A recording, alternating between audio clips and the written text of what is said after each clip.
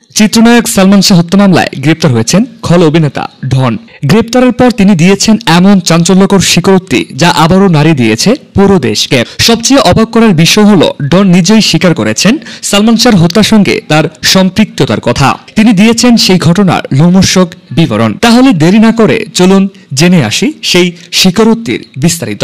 সালমান শাহ আসলে আত্মহত্যা করেনি, সালমান শাহকে খুন করা হয়েছে এবং সেই খুনের সাথে আপনি জড়িত এবং তার মা নীলা চৌধুরী এবং তার ছোট ভাইও আপনার প্রতি সন্দেহ পোষণ বক্তব্য দিয়েছেন এবং আপনার সাথে তো তখন শাবনুরেরও ভালো সম্পর্ক ছিল, কিন্তু শাবনুরের সাথে তো আজকাল আপনাকে দেখাই যায় না। একটা ছোট্ট কথা, সেটা হচ্ছে যে আমার প্রত্যেকটা কথাকে এবং প্রত্যেকটা কাজে একটা যুক্তি থাকে, তাই আমার সমস্ত আনন্দই অপূর্ণ থেকে যায়। সালমান হচ্ছে আমার ওরকম একটা বন্ধু, আমরা খুব ক্লোজ ছিলাম, তাই না? আমরা তো সালমানের সাথে আমার লাস্ট দেখা হয়েছে 1 তারিখে। আমি 1 তারিখে সালমানের বাদ চিটং থেকে ঢাকায় ব্যাক করছি, সালমানে আমাকে উঠিয়ে দিয়েছিল। তারপর আমি 2 তারিখে চলে গেছি হচ্ছে যে বগুড়া। তো আমি 2 তারিখ থেকে 7 তারিখ পর্যন্ত বগুড়াতেই, ঠিক আছে। এখন যে ধারণাগুলো করা হচ্ছে, আমরা তো সবসময় একসঙ্গে ছিলাম। কোশ্চেন এখানে থাকতেই পারে যে সবসময় একসঙ্গে ছিল, কিন্তু এই মোমেন্টে ডন নেই কেন? এটা একটা স্বাভাবিক কোশ্চেন, আসতেই পারে। তো এখন আপনি যেখানে নেই সেখানে আপনি তো ইনভলভ করলে হবে না জিনিসটা, তাই না? আমাদের প্রশাসন ওনারা খোঁজ নিয়েছেন আমি করেছিলাম, কি করেছি এই কয়েকদিন, তাই না? তো প্রশাসনকেও তো আমি 160 যখন মন্দির দিয়েছি যে আমি কোথায় ছিলাম, সালমানকে উইথ সালমানের সাথে আমার কিরকম রিলেশন, সালমান আমার কিরকম ফ্রেন্ড, ঠিক আছে, সবকিছু দেওয়াই আছে, সবকিছু খোলাসা করা আছে। কিন্তু আমি তো 1 তারিখে যখন সালমান আমাকে উঠিয়ে দিল, সালমান আর ভাবি আমাকে চিটাং ডলফিন হচ্ছে যে কাউন্টার থেকে আমি চলে আসলাম। 3 তারিখে হচ্ছে যে শিবলি সাদিক ভাইয়ের হচ্ছে যে একটা ছবির সেটের কাজ ছিল সালমানের। আমাকে খালি বললো যে শিবলি ভাইকে তুই যা বলবি যে আমি সকাল ফ্লাইটে এসে 9টার সময় 10টার সময় সেটে ঢুকবো। আমার লাস্ট কথা সালমানের সাথে। তারপরে আর আমি তো 10 তারিখ পর্যন্ত বগুড়া। তো কেন উনি আত্মহত্যা করেছিল, আসলে কারণটা কি এখন ক্লিয়ার বলেন? পারিবারিক কিছু দ্বন্দ্ব ছিল। কি সেটা ছিল, সেটা একটু ক্লিয়ার করে বলেন। এখন আমি তো সালমানকে মানে 2-3 বছরের মধ্যে মাকে মা ডাকতেই দেখিনি। মায়ের প্রতি একটু মানে বিতৃষ্ণা ছিল ওর, কারণ হচ্ছে যে প্রায় রাগারাগি মারামারি হতো, কারণ আমি তো কাছে থাকতাম। সবাই জানে যে আমি সবসময় কাছে থাকি। সবাই মারামারি কার সাথে হতো? মার সাথে হতো, ফ্যামিলিগত ভাবে ভাবির সাথে হতো, ফ্যামিলিগত ভাবে মার সাথে হতো। এখন বর্তমান এই বেশি ভিতরে তো তোমাকে জিজ্ঞেস করা যাচ্ছে না যে হোয়াট ইজ দ্য রিজন, কেন মারামারি করতেছো কিংবা কি করছো। মারামারিটা হতো, হ্যাঁ, আমি একদম বেশ কয়েকবার দেখছি আমার সামনে। আমি আটকে দেখেছি অনেকবার, কিন্তু এখন স্বাভাবিক ব্যাপার। তুমি যদি বলো আমার এই বিষয়ে কোনো কথা বলিস কিংবা হাত দিস না, তাহলে তো যাওয়া যায় না। একজন ছেলে কখন তার মাকে মারতে পারে তো বুঝতে হবে। You have to understand, right? Salman Shah ভাইয়ের সাথে তার ওয়াইফের দ্বন্দ্বটা কোথায় ছিল? ভাবির সাথে তো কোনো দ্বন্দ্বই ছিল না, কারণ ভাবির সাথে আমি এরকম প্রেম খুব কম দেখেছি। আমি ওরাও জানে মানে এরকম প্রেম খুব কম দেখছি, মানে দুজন কেমন। কিন্তু মেন্টালি যে ফ্রাস্ট্রেটেড ছিল মনে করেন ফ্যামিলিগত ভাবে, মানে আপনি বলতে যাচ্ছেন ওনার সমস্যা ছিল ওনার মার সাথে? এক্স্যাক্টলি। কারণ আপনারা তো তখন দেখবেন, কারণ উনি তখন জাতীয় পার্টি করতো খুব সম্ভবত, তখন উনি খুব ফেমাস ছিলেন জাতীয় পার্টিতে। আমাদের রাষ্ট্রপতি ছিল তখন এরশাদ সাহেব। নানান কারণ তখনকার পেপার পত্রিকা ঘাটলে আপনি দেখবেন যে কিরকম পরিস্থিতি ছিল, মানে উনি একটা পলিটিক্যাল লিডার হিসেবে কি ছিল, উনি কি করতেন, দেখলেই তখন বুঝবেন যে আসলে প্রবলেমটা কোথায়। এখন আমি আমার একটা যেহেতু কথা তুলেছো জয়, তুমি অনেক ট্যালেন্ট, কথা যেহেতু তুলেছো আমি বলে দিই। কারণ কি, আমি সারাদিন শুটিং করলাম। আমরা আরো ইয়াং ছিলাম, আরো ছোট ছিলাম, সালমান ছোট ছিল, সালমানের মাও ছোট ছিল ন্যাচারালি।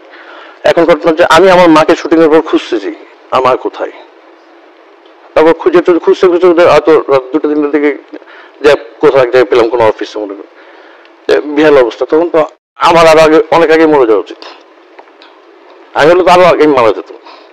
কিন্তু এটা দিস ইজ নট ফেয়ার। আমার যত লোক, আমি তো ওর সাথে সবসময় থাকতাম, ম্যাক্সিমাম টাইম থাকতাম।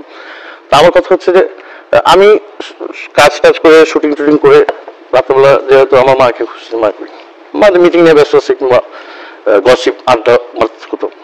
এইটা তো মানে আমি কেন একজন সুস্থ মস্তিষ্কের কোন ইয়াং ছেলে পছন্দ করবো না? করবে? আমি আমার বন্ধু সুষ্ঠু বিচার চাই, এক নম্বর, যেহেতু আমার বন্ধু। আর আমি যে সুষ্ঠু বিচার কেন চাচ্ছেন? যদি উনি আত্মহত্যা করে থাকেন তাহলেও মনে করেন যদি সুইসাইড করেও থাকে তাহলে হচ্ছে যে সুষ্ঠু তদন্ত চাই আমরা। কেন, হোয়াট ইজ দ্য রিজন, তাই না?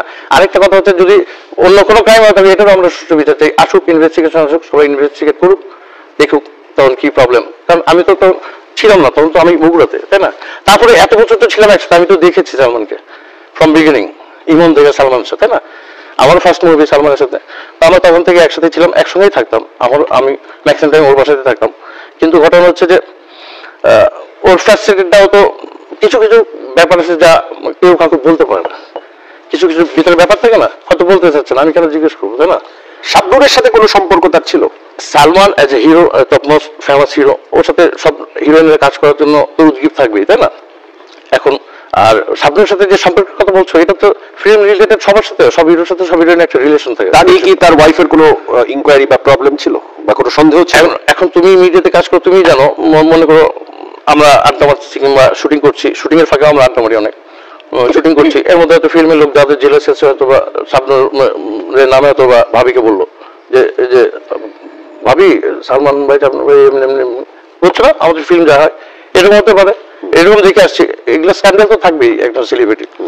তো শাবনূরের সাথে তো তুমি প্রোগ্রাম করেছো, শাবনূর তো বলছি, তাই না? রিলেশন তো হিরোর সাথে হিরোইনদের থাকবেই, নাহলে ছবি কেমন হবে? এটা প্রেম টেম না, মানে এই নিয়ে পারিবারিক কোনো দ্বন্দ্ব? না, এগুলো হঠাৎ কথা উঠতে পারে, কিন্তু ঘটনা যে এগুলো এগুলো কোনো ইয়ে না। শোনা কথা যে কোনো এক প্রোগ্রামে কোনো একজন বড় মানুষের সাথে সালমান ভাইয়ের দ্বন্দ্ব হয়েছিল এবং সেখানে চ্যালেঞ্জ। এই বিষয়ে জানি না, কিন্তু এরকম কোনো ঘটনা হলে বলতো সালমান আমাকে, যেহেতু আমি তখন সবসময় ওর সাথে থাকতাম ম্যাক্সিমাম টাইমে। আর সালমানের আম্মা একটা, উনি আন্টি, ওনাকে সম্মান দিয়ে বলছি, উনি বারবার কেন যে জবাচ্ছেন আমাকে, আমার এটাই বোধগম্য হচ্ছে না, এক নম্বর। দুই নম্বর কথা হচ্ছে যে সালমানের আম্মা তো শুধু বারবার আমার কথা বলছে যে ডনকে ধরাচ্ছে না, আমি তো আছি বাসায়, আসেন আমাকে নিয়ে যান, আমাকে বলেন কোথায় কি বলতে বলেন, তাই না? আমার সৎ থাকলে আমি বলবো, এবং বলছিও তোমাকে, তাই এরকম ভাবে আমি কথা বলিনি, তোমাকে বললাম, কারণ এটাই বলার সুযোগ, এটাই জনগণের জানার সুযোগ যে তুমি যেহেতু ছিলাই না, তাহলে তোমাকে জানানো হচ্ছে কেন। এইবার প্রথমে সালমান আম্মা একজন সাক্ষী দাঁড় করিয়েছিলেন, নাম কি জানি, নাম বলে দিয়েছি, রুবিনা রিজভি, এটা তো পরে আসলো প্রথমবার। এখন ওনাকে সালমান আম্মা সাজিয়েছিলেন যে তুমি এটাতে যদি রাজ সাক্ষী হয়ে থাকো তাহলে ডন টনের সবার ফাঁসে যাবে, তুমি আমেরিকা চলে যাবো, তোমাকে পাঠাবো। ওই বেটাকে ম্যানেজ করছে গুলশান থানা থেকে। সালমান আব্বা আবার এখানে কেস সাজিয়েছে যে আগন্তুক একটা ছেলে ওনার বাসায় ঢুকে বসছে, তারপর ওনাকে ধরেছে, উনি বলছে যে এটা কোনো সম্ভব নাকি, একটা ছেলে বাসায় ঢুকে বললো, আর তুমি জিজ্ঞেস করলে সালমান স্যার কেসের আসামি, হ্যাঁ ভাই মারছি, তাই না? এখন ঘটনা হচ্ছে ওই ছেলেকে যখন ইনভেস্টিগেট করা হয়েছিল, আমার কাছে পেপার পত্রের কাটিং গুলো আছে, তখন হচ্ছে যে ওই ছেলেকে যখন চাপ দেওয়া হয়েছে যে এই বিষয়ে কি মানে জানো, সালমানের বাসা করি, সালমানের বাসায় তো চিনি হয়েছিল, এফডিসিতে কোথায় তোমরা আড্ডা মারছো ডনের সাথে, বলো। এফডিসি ভাই আমি প্রথম আসলাম এফডিসি, তাহলে তখন বুঝছো না, তখন বলছে, তখন ডিটেলস ঘটনা। তাহলে সালমান শাহ ভাইয়ের মার আপনার প্রতি বিতৃষ্ণার কারণ কি, বা আপনার প্রতি ক্ষোভের কি কারণ? একটা আমার চিন্তাধারা থেকে যেটা চিন্তা হচ্ছে সেটা হচ্ছে যে সবসময় একসাথে ছিলাম, তখন কেন থাকলাম না, এরকম একটা কোশ্চেন থাকতে পারে ওনার মায়ের মাথার মধ্যে, তাই না? আর দুই নম্বর কথা হচ্ছে যে হয়তো জন অনেক কিছু জানে, কিন্তু কিছু কিছু ভিতরের কথা তো তুমি তোমার বন্ধুকেও বলবো না।